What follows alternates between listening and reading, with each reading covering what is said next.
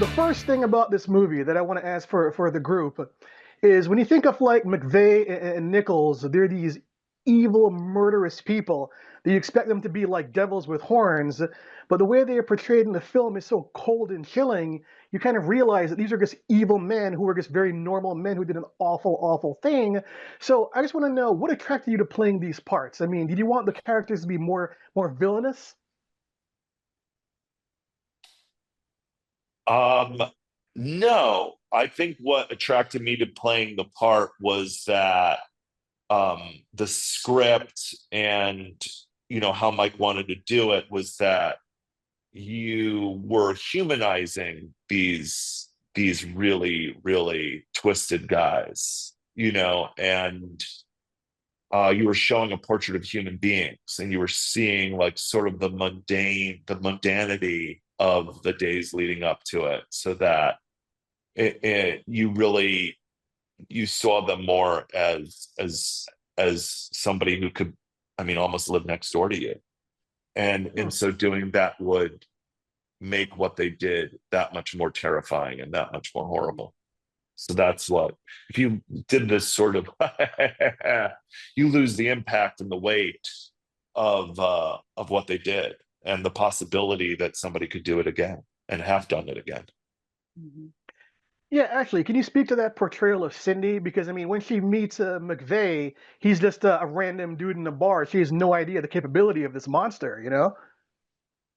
Yeah, I think with Cindy, she just finds him interesting. He's a very quiet person. You can't really get much out of him, but she pushes him to, sort of open up a bit. And again, she's completely unaware of his motives throughout the entire film. But um, I think with them two, it just shows human connection. It shows Timothy um, as a person. And, it was really interesting to be able to work with Alfie and his process in playing such a horrible character, and to be able to find softer moments and to be able to connect with him on a human level, I think was really interesting. And yeah. Let's talk about Cindy and Frederick. Anthony, you're on the interview, right? Yeah, I'm here. Okay, sorry, they're doing the split screen, so I can't see anybody. So for Ashley and Anthony, right? Where are the Cindy and Frederick characters based on? Were these real people, or were these people that Mike wrote into the script to kind of frame McVeigh and Nichols? Well, yeah, my character is also loosely based on a real character, although it was changed for certain reasons. And yeah, but he certainly is in the film very much as a device to destabilize, uh, you know, McVeigh. He is 100% like shrouded in mystery, very enigmatic.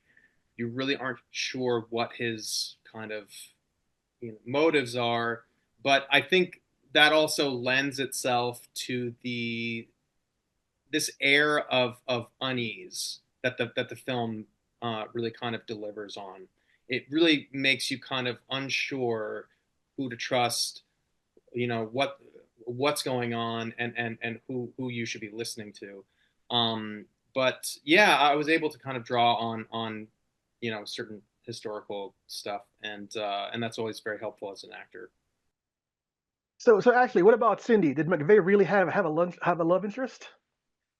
um Cindy was made up for the film. I don't know who, if he had a love interest or not, but again, I think Mike kind of put that in there to show a different side of Timothy, and to show, that he is just a person who is misunderstood, and he's lonely and yearning for connection. And yeah, and it just shows you never know who, you're going to be with. You never know who you're meeting. You don't know anything about this person. You have a connection, then you find out that they're the complete opposite of what you thought that they were. Yeah, Right what I on. love to sorry about Ashley and Alfie and their work is it really does represent this kind of like connection that you really don't get in the film all that much, because there's so much isolation in the film, and that there's this kind of one aspect of like hope, maybe, that like in this connection that he won't, you know, necessarily go through with this stuff.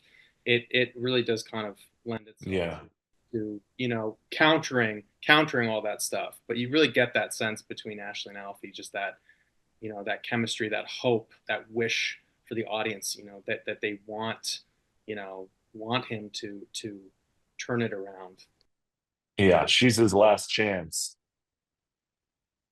Yeah, Brett, let's follow up on that line of thought because you've spoken about anti-Semitism in Hollywood, right?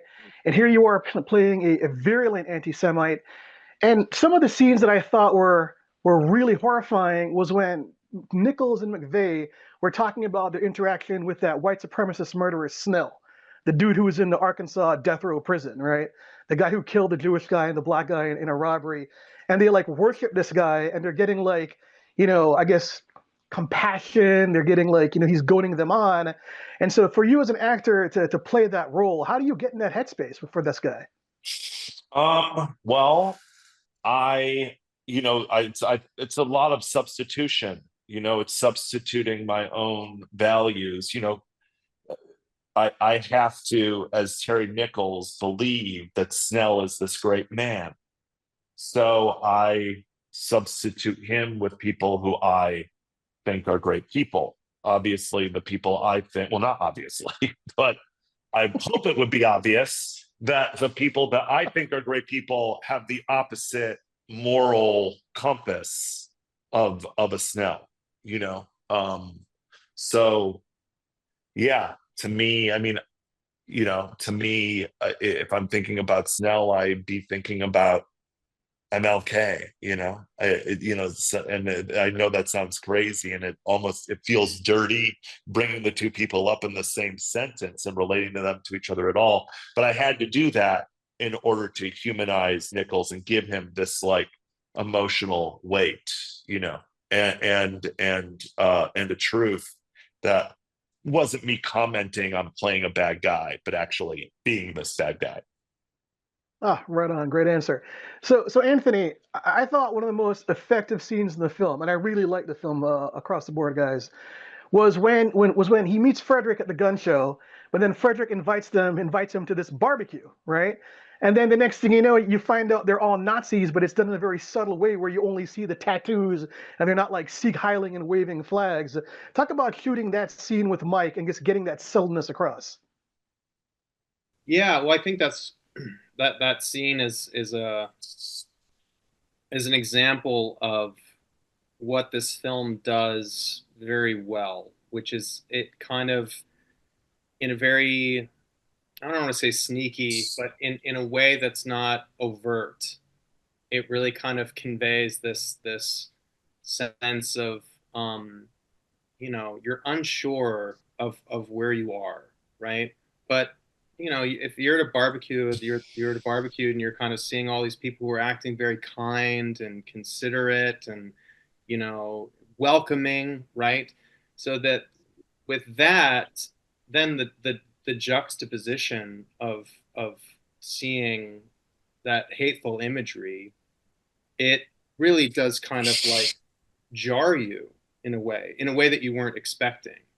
And so I think that this film does that in really smart ways that'll kind of certainly leave the audience, they're quite surprised. Yeah, I mean the subtleness, the insidious nature of the hate is what makes this film just really, really powerful. All right, so they're giving me the wrap notice. So let me throw one more question to you, Anthony. So my editors have this question from the fans. I guess you're playing Metamorpho in Superman. You probably can't say a lot, but is he going to be funny like Barry? Is he going to be threatening? What can you tell us about that character? I have no recollection of what I did. When I step into a character, I just go into a fugue state. I disappear. I don't know. No, but I can say that it was just such a wonderful experience, and I'm excited to bring that film to light as well. Awesome. Thanks for the time, guys. Really good movie. Cheers. Thank you so much. Thanks, Julia.